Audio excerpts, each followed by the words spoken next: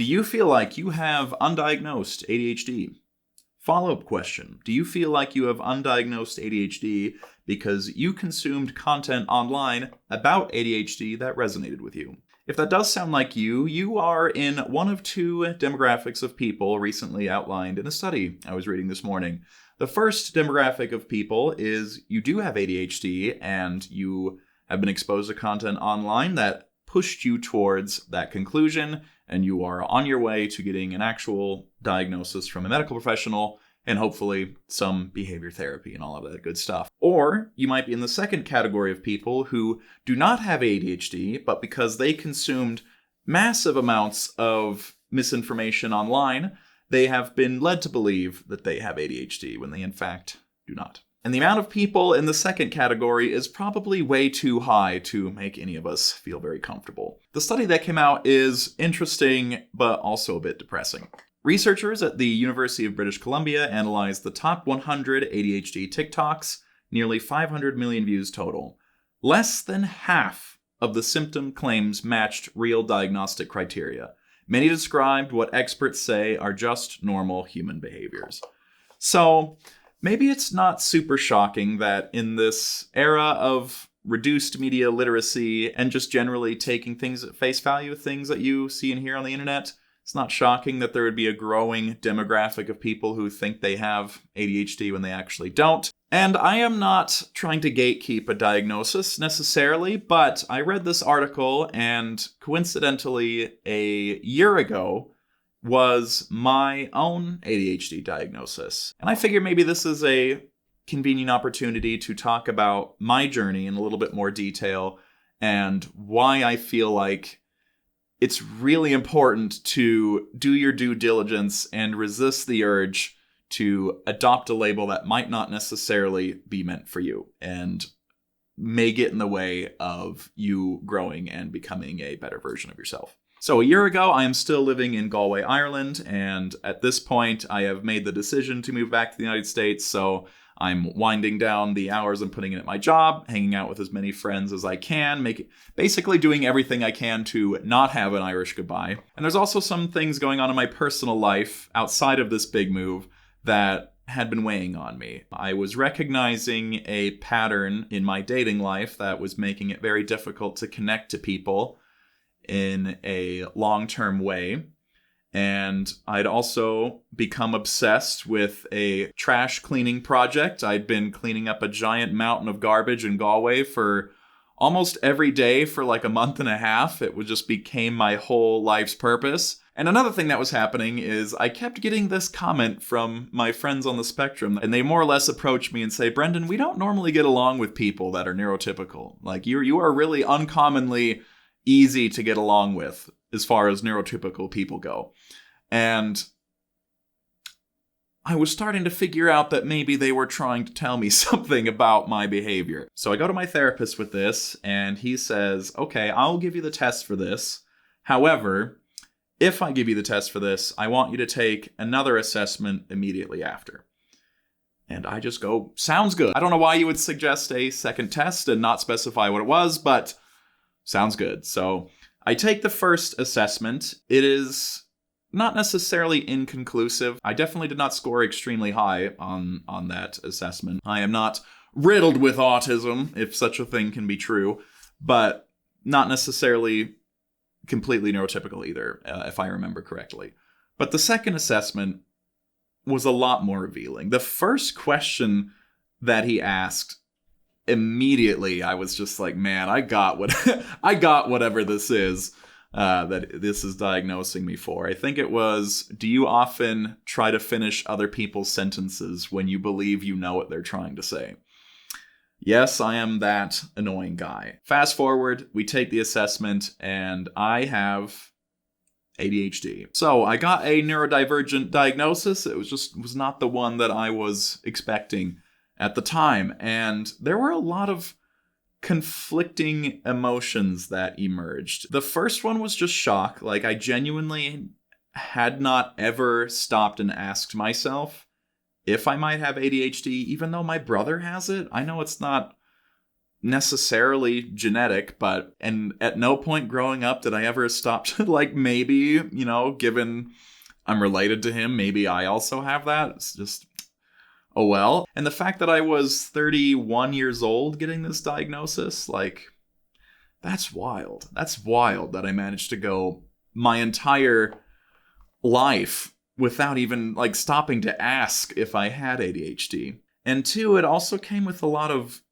anger. Not at the beginning, but as I was sitting with that, I spoke to some friends and family about the diagnosis. Just, hey, something interesting happened to me today. Turns out I have a neurological disorder. And a lot of them said, oh, well, I could have told you that. And that pissed me the fuck off. And the reason that pissed me off is, according to my therapist, he could see my ADHD symptoms having a hand to play in some of the biggest challenges I have faced in my life. And I'd been seeing him for about, I think, a year and a half at that point. So it wasn't like he was withholding this information from me for a really, really long time. But just that he could see how ADHD had a hand to play in some of the most difficult things I've had to navigate as a young man and as a teenager. And to hear people just say, oh, I could have told you that, and potentially saved me a decade or more of just really tough times. Some of the worst things I ever believed about myself, about my ability to not stay focused, or that I was uniquely lazy or unmotivated to do things. Being so goddamn sensitive about everything. Rejection sensitivity is a thing with ADHD. And just, there's so many things that have been so difficult for me to navigate. And I had no idea any of that was associated with ADHD. The thought that I could have skipped some steps, skipped some years of pain, and gotten some treatment sooner was pretty infuriating. Regardless, there was some misplaced anger at that moment. So I have this diagnosis, and I cannot see my therapist for another 2 weeks because that's the schedule that we're on. So I start doing a lot of research on what it is, and how it manifests, and is it curable, what are treatment options, all this stuff. And I start developing a behavior plan with my therapist. We start talking about potentially medication at some point. It's just a lot of learning at this stage, and also a lot of relating to people in my life that also have ADHD, or perhaps suspected that I was neurodivergent and just for some reason never brought it up to me.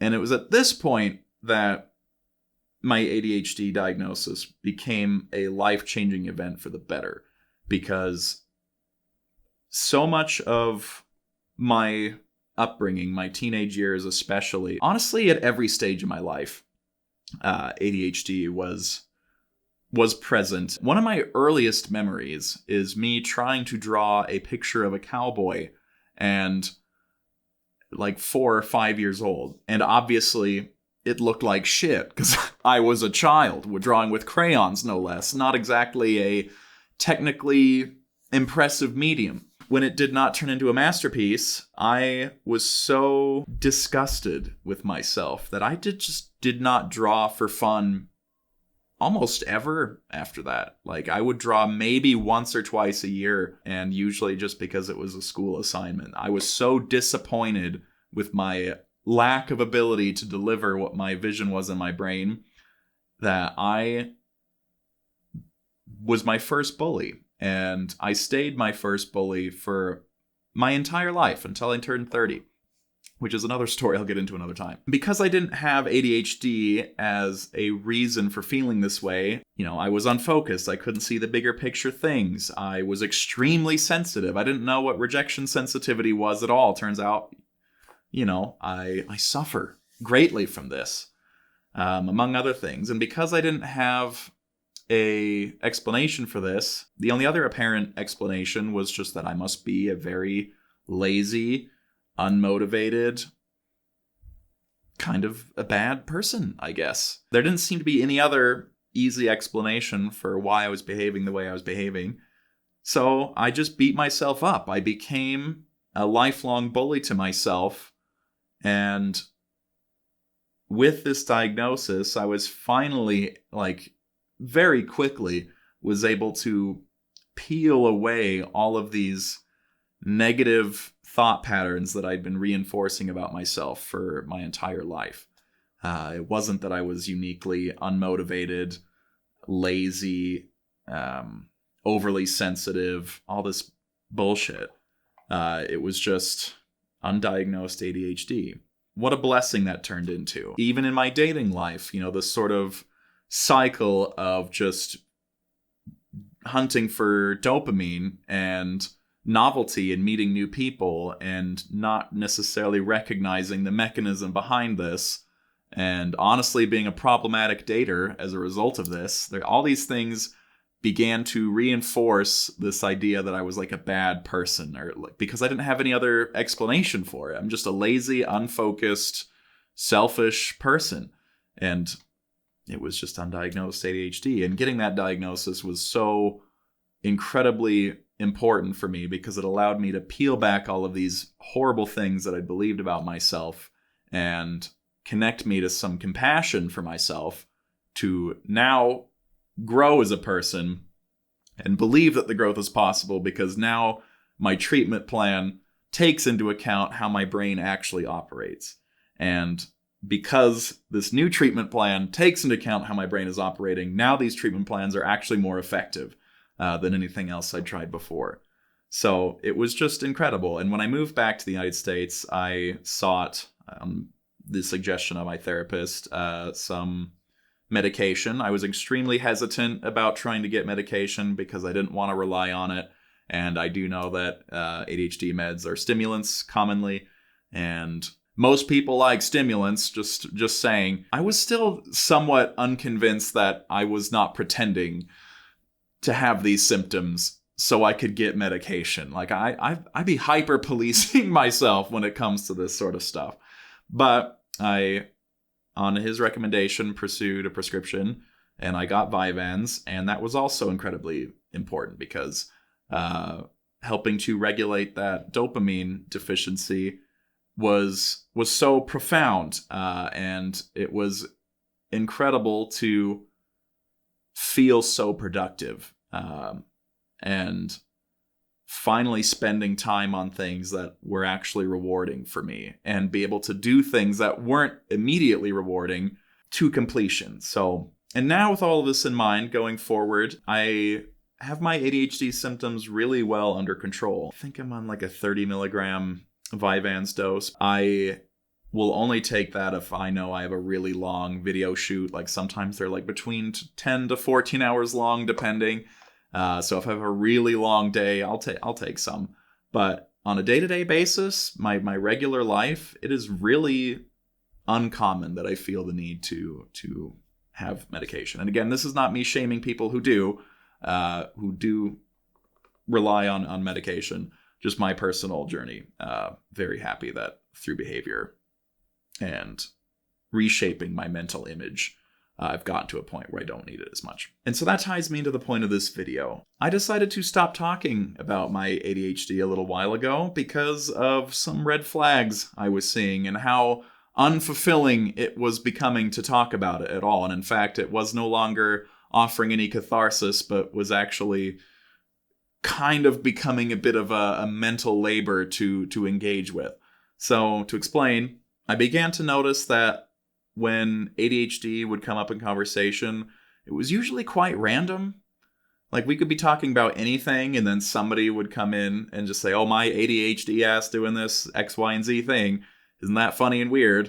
And it was just kind of like, okay. It's like randomly bragging about a good deed you did that was like completely unrelated to the conversation, or like randomly bringing up like a sob story to just bring on some sympathy out of nowhere. It was really weird. And other times people talking about it, it was just clear that they were identifying almost too much with the ADHD. It was like they wanted it to define them because they found something like charming and whimsical about it.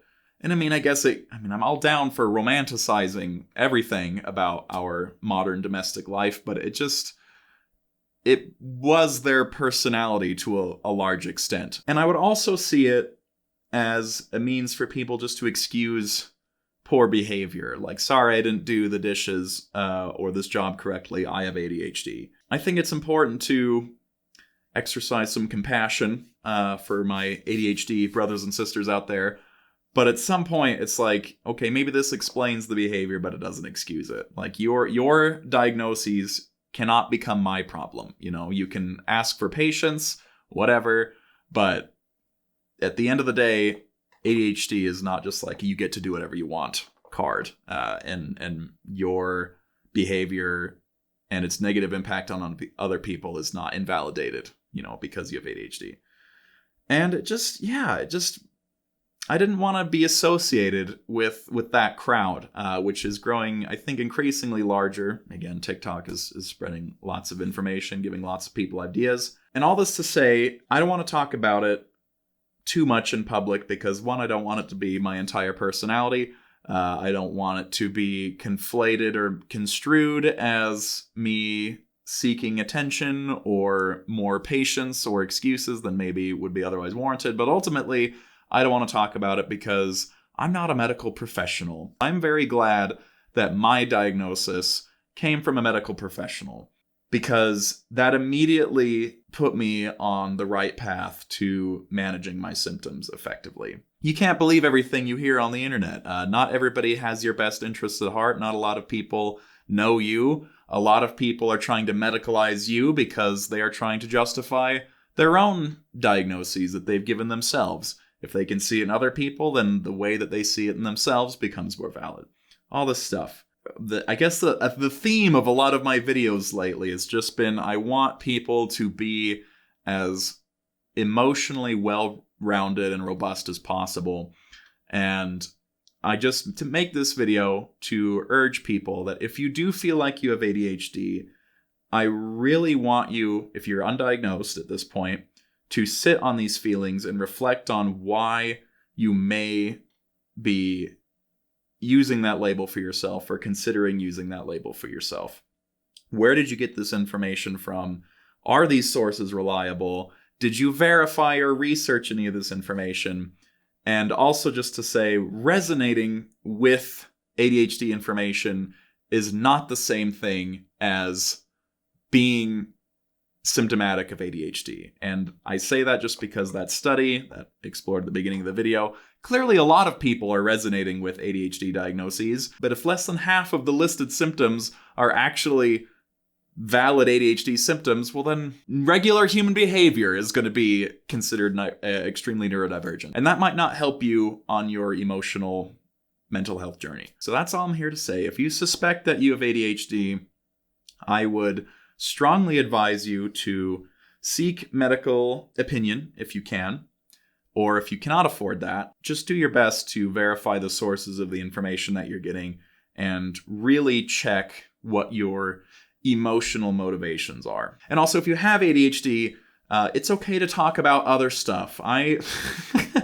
promise you, you are no less an individual. You have all the personality in the world. There are other things to talk about. I know so many people online. It's like the only fucking thing that they talk about. And I don't know if that's necessarily healthy to hyperfixate on. So that's it for me. Thank you so much for watching, and I'll see you guys around. Bye.